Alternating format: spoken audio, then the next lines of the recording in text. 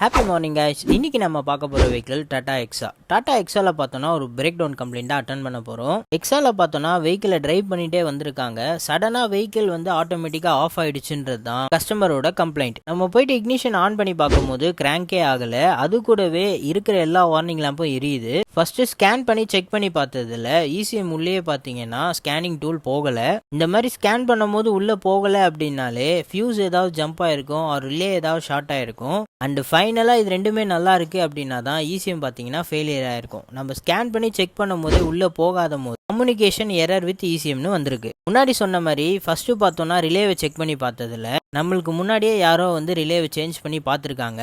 But அதில் பார்த்தீங்கன்னா not in யூஸில் ரிலேவை connect பண்ணியிருக்காங்க. அது நம்மளுக்கு தேவையில்லை. ரிலேவை பார்த்தீங்கன்னா அதுக்கான பிளேஸில் கனெக்ட் பண்ணிவிட்டு நெக்ஸ்ட்டு பார்த்தோன்னா நம்ம செக் பண்ண வேண்டியது இசிஎம்மோட ஃபியூஸை தான் செக் பண்ணணும்.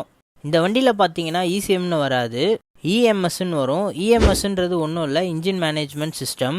ஃபியூஸோட ஆம்ஸ் பார்த்தீங்கன்னா 30 ஆம்ஸ். நம்ம பார்த்தீங்கன்னா ஃபியூஸை செக் பண்ணி பார்த்ததில்ல ஃபியூஸ் பார்த்தீங்கன்னா ஜம்ப் ஆயிருக்கு. எதனால் இந்த ஃபியூஸ் ஜம்ப் ஆயிருக்குன்றத நம்ம நியூ ஃபியூஸ் போட்டால் தான் தெரியும். ஃபியூஸ் பாக்ஸ்லேயே பார்த்தோம்னா ஸ்பேர் ஃபியூஸ் ஒன்று இருக்குது. ஓல்டு ஃபியூஸ் பார்த்தீங்களா நடுவில் லீடு கட் ஆயிருக்கு. நான் நியூ ஒன் ஷோ பண்ணுறேன். நியூ ஒன்னில் பார்த்தீங்கன்னா அந்த லீடு பார்த்தீங்கன்னா ஜாயிண்டில் இருக்கும். இதுதான் இப்போ நம்ம ஃபியூஸ் பாக்ஸில் போட போகிற ஃபியூஸ்.